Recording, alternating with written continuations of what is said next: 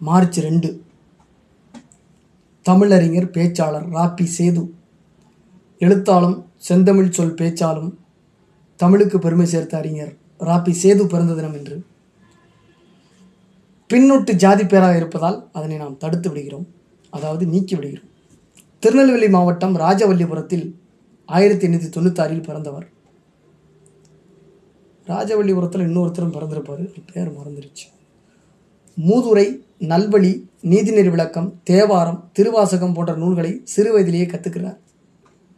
பாளையங்கோட்டை தூய சவேரியர் பள்ளியில் உயர்நிலை கல்வி, திருநெல்வேலி இந்து கல்லூரியில் இன்டர்மீடியட் முடித்து சென்னை பச்சையப்பன் கல்லூரியில் பட்டம் பெற்றார்.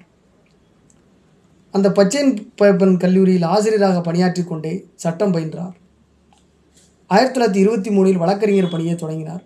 அப்போ அந்த காலத்திலேயே வேலை பார்த்துட்டே படிக்கலான்ற ஒரு கான்செப்ட் இருந்திருக்கு. அப்போது நகர்மன்ற உறுப்பினராகவும் நகராட்சி தலைவராகவும் தேர்ந்தெடுக்கப்பட்டார். தவறாக குறிப்பிடப்பட்டு வந்த தெருக்களின் பெயரை திருத்தி உண்மையான பெயர்களை நிலைபெறச் செய்தார்.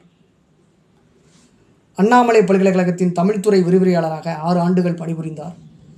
தன் செந்தமிழ் பேச்சால் மாணவர்களை பெரிதும் கவர்ந்தார். தமிழுக்கு இணையாக ஆங்கிலத்திலும் புலமை பெற்றிருந்தார். 1936 முதல் 25 ஆண்டு காலம் சென்னை பல்கலைக்கழக தமிழ் பேராசிரியராக பணிபுரிந்தார். தனது பேச்சாலும் எழுத்தாலும் தமிழுக்கு பெருமை சேர்த்தார். தமிழ் பேரகராதியை தொகுக்க தமிழ் ஆராய்ச்சித்துறை தலைவர் வையாபுரி என்பவருக்கு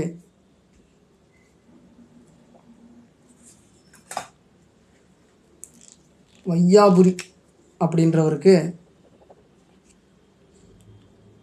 பேராகதி தொகுப்பும் பணிக்கு உதவி செய்கிறார். வையாபுரிக்கு பிறகு அந்த பணியை இவர் ஏற்றுக்கிறார்.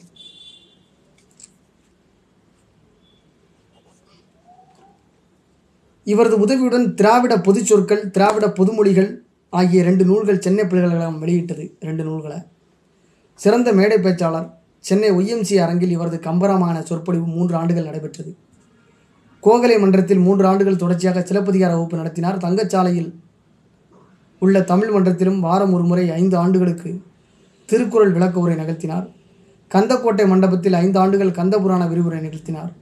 14 கட்டுரை நூல்கள், 3 வாழ்க்கை வரலாற்று நூல்கள் என 20க்கும் மேற்பட்ட உரைநடை நூல்களை பதிப்பித்திருக்கிறார், எழுதியிருக்கிறார். 4 நூல்களை பதிப்பித்திருக்கிறார். இவர் தமிழகம் முழுவதும் வானொலி நிலையங்கள், பல்வேறு இலக்கிய அமைப்புகள் ஆகியவற்றில் ஆற்றிய இலக்கிய சொற்பொழிவுகளின் தொகுப்புகளும் பல நூல்களாக வெளிவந்தன. இவரது தமிழின்பம் ராபி சேது என்ற நூலுக்கு, அதாவது தமிழின்பம் தான் அந்த நூலு பேர், தமிழின்பம் என்ற நூலுக்கு, அதாவது ராபி சேது எழுதிய தமிழின்பம் என்ற நூலுக்கு இந்திய அரசின் சாகித்ய அகாடமி விருது வழங்கப்பட்டது. செய்யுளுக்கு என்றே கருதப்பட்ட அடுக்குமொழி, எதுகை, மோனை, இலக்கிய தொடர் என்ற அனைத்தையும் உரைநடையிலும் கொண்டு வந்தவர் இவர்தான். சொல்லின் செல்வர் என்று புகழப்பட்டார். சொல்லின் செல்வர் ராபி சேது, சிலம்பு செல்வர் மாப்போசி. செந்தமிழுக்கு சேது என்று சுத்தானந்த பாரதியால் போற்றப்பட்டார். இவர் ரொம்ப முக்கியமான ஒரு வார்த்தை. சென்னை பல்கலைக்கழகம் இவருக்கு முனைவர் பட்டம் வழங்கியது. தமிழ் விருந்து, தமிழர் வீரம், ஆற்றங்கரையினிலே ஆகியவை இவரது பல படைப்புகள் உள்ளிட்ட இவரது படைப்புகள் நாட்டுடைமையாக்கப்பட்டிருக்கிறது. இலக்கிய பேரறிஞர் ராபி சேது 65 வயது. 1961ஆம் ஆண்டு 1896 பிறந்து 65 ஆண்டுகள் வாழ்ந்து 1961 மறைந்து போகிறார். மாபெரும் ஒரு முக்கியமான ஆளுமை. சென்னையில் ஆசிரியராக பணியாற்றி கொண்டே சட்டம் பயின்றிருக்கிறார். 1923 வழக்கறிஞர் பணியை தொடங்குகிறார். 36 முதல் 25 ஆண்டுகளும் சென்னை பல்கலைக்கழகத்தில் தமிழ் பேராசிரியராக இருக்கிறார். 23 வழக்கறிஞர் பணியை தொடங்கினாலுமே 1923 அப்படின்னா 1933 ப்ளஸ் ஒரு 3, கிட்டத்தட்ட அது ஒரு 13 வருஷம் வழக்கறிஞராக இருந்திருப்பார்னு நினைக்கிறேன். அதுக்கடுத்து 1936 25 ஆண்டு காலத்துக்கு தொடர்ந்து தமிழ் ப்ரொஃபஸராக இருக்கிறார். முக்கியமான ஒரு ஆளுமை தான் ராபி சேது என்பவர்.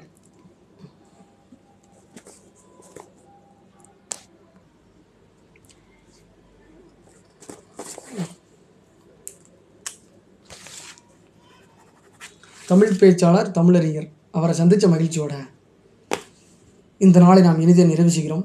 நாளைக்கு மார்ச் 3 திங்கட்கிழமை. நாளைக்கு ஒருத்தரை பார்ப்போம். மிகப்பெரிய ஒரு தொழிலதிபர். நன்றி, வணக்கம்.